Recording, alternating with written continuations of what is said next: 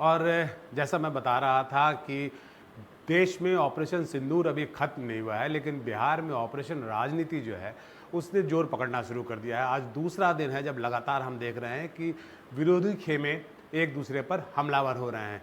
कल तेजस्वी यादव ने बड़ा हमला किया नीतीश कुमार के ऊपर, उन्हें एक्सपायरी डेट का नेता बताया और उन्होंने कहा कि कैसे 15 साल के बाद जैसे गाड़ियों को सड़कों से हटा दिया जाता था, वैसे नीतीश कुमार को बिहार की राजनीति से हटा देना चाहिए। और उसका करारा जवाब आज भाजपा ने दिया। भाजपा ने एक लगभग 3 मिनट का एक वीडियो रिलीज़ किया है। और बिहार में जो पोस्टर वॉर है, जो वीडियो वॉर है, ये कोई नई बात नहीं है। आज भाजपा ने जो 3 मिनट का वीडियो रिलीज़ किया है वो जंगल राज के ऊपर है, वो लालू राज के ऊपर है। और वो एक तरह से बिहार की जनता को याद दिलाने की कोशिश है कि जब लालू का राज था तो क्या क्या चीज़ें वैसी होती थी जिसके चलते उसे जंगल राज की उपाधि दी गई थी।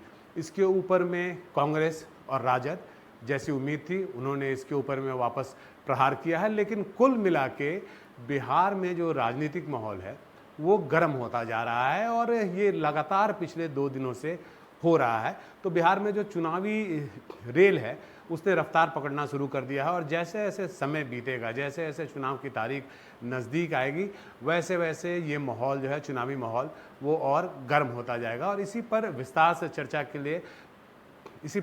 चर्चा के लिए हमारे साथ फैजान अहमद साहब हैं, बिहार के वरीय पत्रकार हैं और काफ़ी पैनी नज़र रखते हैं बिहार की राजनीति पर। फैजान सर, हमने देखा कि आपका पहले तो बहुत बहुत स्वागत है एनडीटीवी में।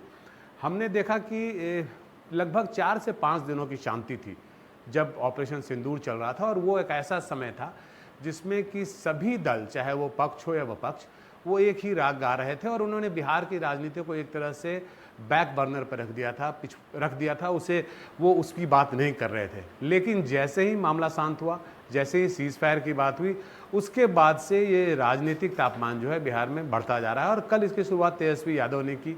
आज आपने देखा होगा वो वीडियो जिसमें कि लालू प्रसाद यादव के ऊपर में सीधा और तीखा हमला किया है भाजपा ने। जी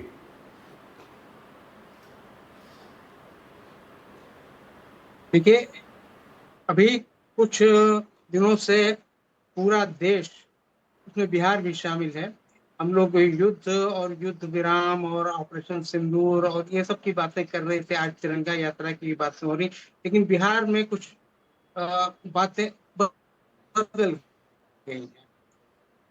ये देखिए, कहा जाता है कि बिहार में बिना राजनीति के कोई रह ही नहीं सकता है। बिहार में राजनीति लोगों का ओढ़ना बिछौना, सिर्फ राजनीति के बारे में नहीं कह रहा हूँ, हर आम आदमी के बारे में राजनीति उनका ओढ़ना बिछौना, बिना राजनीति को रह नहीं सकता। तो चुनाव के फिर अब राजनीति का हमारे यहाँ दौर शुरू हो गया है।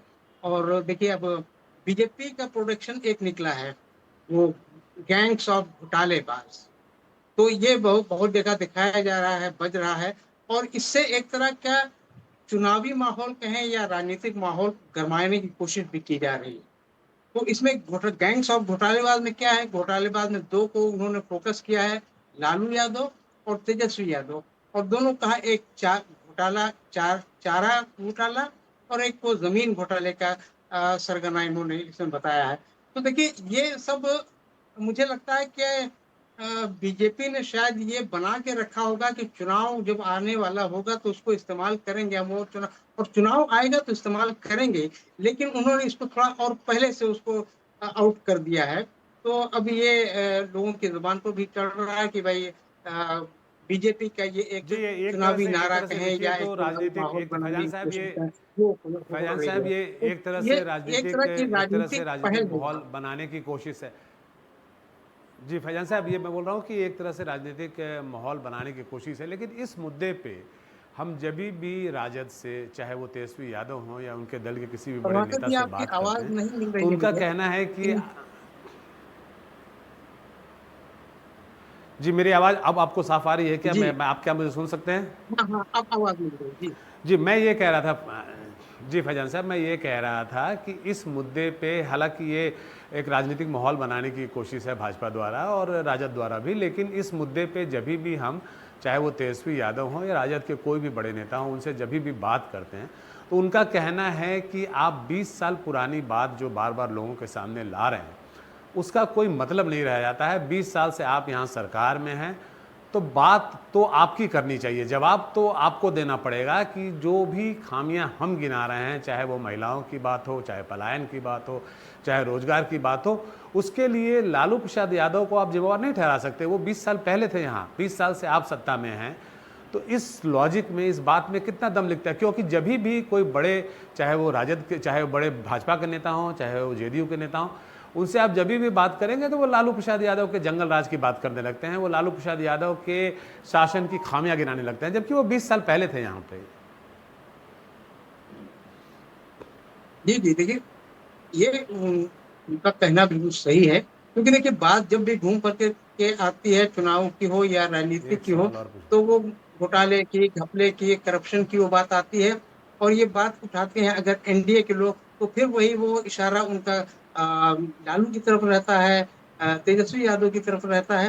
तो घूम फिर के बात फिर वहीं आ जाती है, वो चाहे 15 साल 20 साल पुरानी बात क्यों ना हो, क्योंकि देखिए एनडीए का भी अभी तक यही रहा है कि वो जंगल राज की बात हो और करप्शन की बात हो, और 15 साल, तो वो 20 साल पुरानी बातें, यानी लालू राबड़ी राज की ही बातें वो ज्यादा करते हैं। उन्होंने खुद क्या किया है, उन्होंने क्या किया है, उस पर उनका फोकस कम रहता है। ठीक है, उनके कार्यकर्ता जाते हैं, उनकी पार्टी के लीडरों ने कहा है हमारे कार्यकर्ता गांव-गांव में घूम-घूम करके हमने जो कार्य किए, हमने जो काम किए हैं इधर 20 सालों में, 15 सालों में, एक उसका वो लास्ट सवाल। वर्णन बखान करते हैं और लोगों को बताते हैं। लेकिन फैजान साहब एक लेकिन छोटा, एक आखिरी सवाल आपसे है फैजान साहब एक आखिरी सवाल जी, आपसे है और उसका बहुत छोटा जवाब चाहूंगा। जी, जी, राजद ने महिलाओं के मुद्दे पे, पलायन के मुद्दे पे और युवाओं के मुद्दे पे नीतीश कुमार को घेरने की प्लानिंग की है और उन्होंने इस बात का ऐलान भी कर दिया है। आपको लगता है कि जमीन पे कारगर होगा जब चुनाव का बिगुल बजेगा तो? देखिए जब चुनाव का बिगुल बजता है, जब चुनाव सर पर आ जाता है, तो बहुत से फैक्टर्स काम करते हैं। ये जो आप बता रहे हैं, चाहे वो पलायन का हो या बेरोजगारी का हो, या ये सारे मुद्दे काम करेंगे और ये सारे मुद्दे उठेंगे, क्योंकि ये जितने भी वो समस्याएं हैं, इनका कोई निदान नहीं हो सका। आज भी पलायन उतना ही हो रहा है जितना पहले, अब से 15 साल 20 साल पहले होता था, उतना ही आज भी पलायन हो रहा है। बेरोजगारी अभी भी है, ठीक है, रोजगार के कुछ अवसर दिए गए हैं और रोजगार दिया भी गया, खासतौर से पुलिस में हो या टीचर्स में हो, लेकिन फिर भी बेरोजगारी तो है, बहुत है।